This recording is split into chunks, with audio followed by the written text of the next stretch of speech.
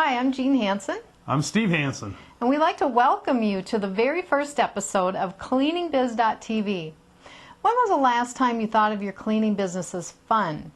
Well, we believe that you deserve to love what you do, even if what you love to do is clean toilets. Hey, I actually like cleaning toilets. Well, I don't know if like is the right word, but after 25 years in the cleaning business, cleaning toilets has made me a lot of money. Yeah, I guess I can't argue with that. Yeah. Well, we want to be able to help you make more money too. So you can expect a variety of topics in the show that's going to help you do just that. And we'll try and include a little fun along the way too. All right, well, let's get this show on the road.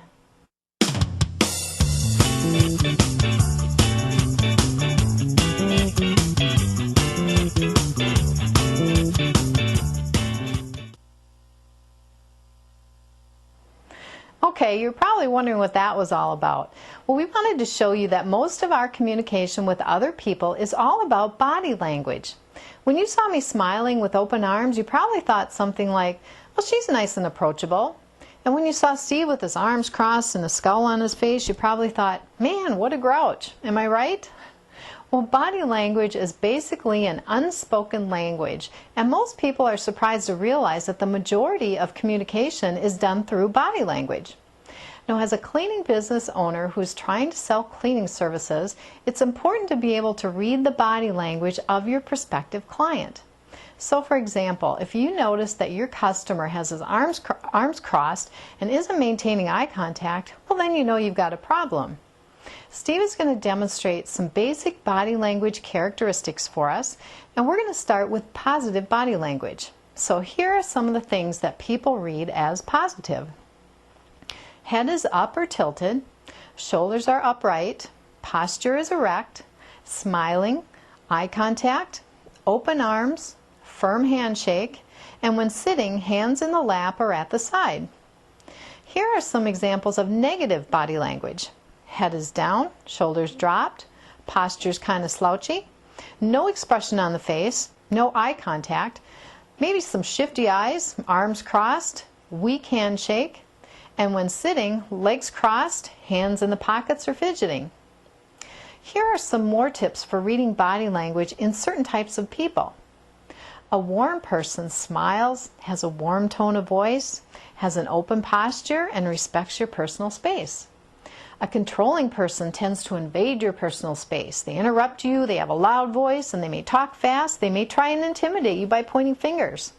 A submissive person allows their personal space to be invaded. They allow interruptions. They have a soft voice, eyes are downcast, and they may appear nervous, rubbing their hands or using gestures. If you are in the situation where you are the submissive person and your prospect is a controlling person, then they are going to control the situation. Most likely what will happen if they do go with you for their cleaning service is they're probably going to argue price, and you'll probably cave in and give them what they want. Can you see how important body language can be in the whole sales process? Here are some tips for how to handle certain situations. If you're talking with your prospect and he suddenly folds his arm across his chest and starts shaking his head no, well, you better make a move fast. You might want to try going back and picking up where the conversation took a turn for the negative and see what you can do to change things back into a positive direction. If your prospect is stroking his chin, it means he's making a decision. When you see this, don't interrupt. Give him a minute to think. If what happens next indicates that he's not ready to make a purchase, then you know you've got more work to do.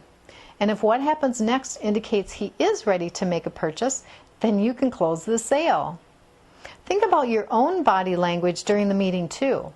You want to convey a confident, positive attitude during prospective client meetings. So make sure you're using the positive, warm body signals that I talked about earlier.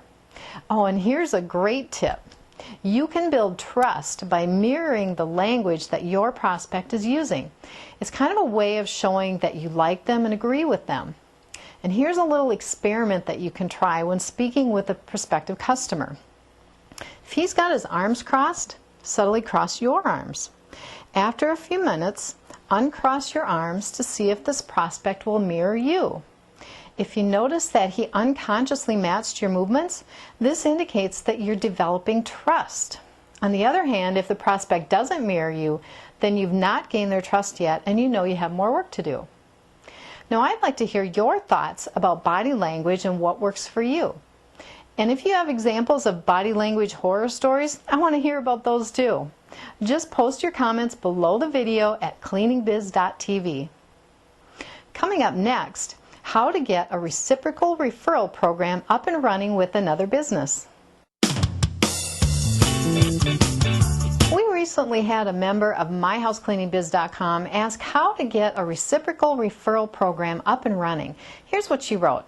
My next door neighbor's brother-in-law has a carpet cleaning business and she raves about him all the time. I'm thinking I should ask him about using him as someone that I can refer my clients to who need carpet cleaning. In return, I would ask him to promote my residential cleaning business. What can we do to get this going?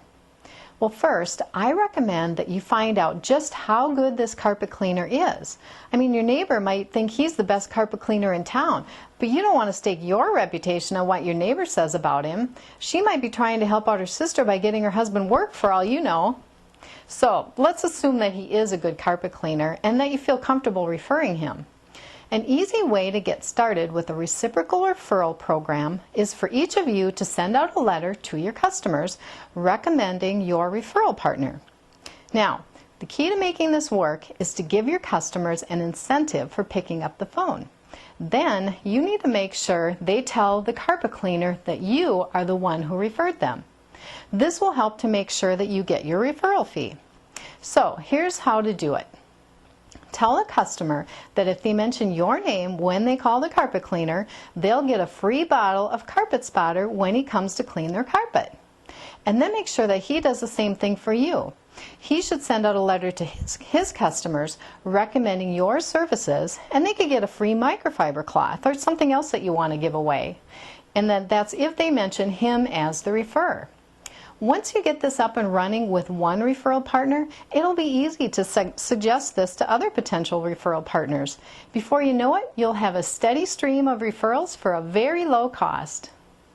Okay, that's it for this show. Next week, we have a very special interview for you, so I'm just going to leave it as a little surprise. And remember, everything that you learned on today's show works, but if you want it to work for you, you have to take action. Now, if you'd like more personalized help and resources, be sure to sign up for membership to either thejanitorialstore.com or myhousecleaningbiz.com. I'm Jean Hansen, and you can find me on LinkedIn, Facebook, and Twitter. Just look for the links on this page. And remember, inaction may feel safe, but actions can move mountains. See you next time.